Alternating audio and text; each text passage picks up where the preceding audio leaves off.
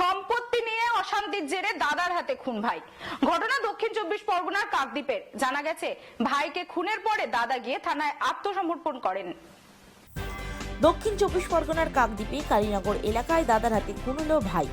সম্পত্তির জেরে এই খুন বলে অভিযোগ মৃতের পরিবারে। মৃতের নাম মোহনলাল দাস। আত্মসমর্পণকারী দাদা হলেন মতিলাল দাস। পারিবারিক সূত্রে জানা গেছে দীর্ঘদিন সম্পত্তি নিয়ে দুই ভাইয়ের মধ্যে গন্ডগোল চলছিল। গতকাল রাতে দুই ভাইয়ের মধ্যে আবার গন্ডগোল শুরু হয়। বড় ভাই মতিলাল দাস বিতর্ক চলাকালীন ইট দিয়ে ছোট ভাই মোহনলাল দাসের মাথায় আঘাত করে। তড়িঘড়ি পরিবারের লোকজন মোহনলাল দাসকে কাকদ্বীপ হাসপাতালে নিয়ে গেলে কর্মরত চিকিৎসকরা তাকে মৃত বলে ঘোষণা করে। অভিযুক্ত তারপরেই থানায় গিয়ে আত্মসমর্পণ করে বলে এমনটাই জানা যায়। এলাকায় চরম উত্তেজনার সৃষ্টি হয়েছে ইতিমধ্যেই পুলিশ তদন্ত শুরু করেছেন এমনটাই জানা যাচ্ছে। মৃতদেহকে ময়নাতদন্তে পাঠানো হয়েছে। আমরা কথা বলে নিয়েছিলাম মৃতের কাকু অমল দাসের সাথে। চলুন শোনাবো তিনি কি জানাচ্ছেন।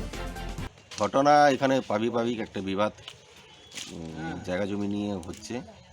কালকে হঠাৎ এখানে একটা ওইরকম ছোটো ঘটনা ঘটার পর যিনি মামা গেছেন, সম্পর্কে মামা হয়, নিজের মামা, ঘটনা ঘটানোর পর এখানে একটা পার্টি অফিস আছে। পার্টি অফিসকে ব্যাপারটা বোঝানোর জন্য রাত্রি 8টার সময় তৎক্ষণাৎ বেরিয়েছে।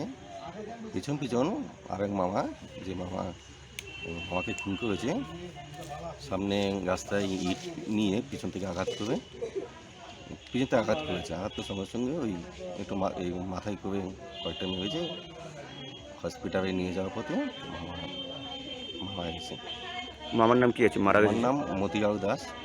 আর আপনি কে হন? আমি ভাগনা।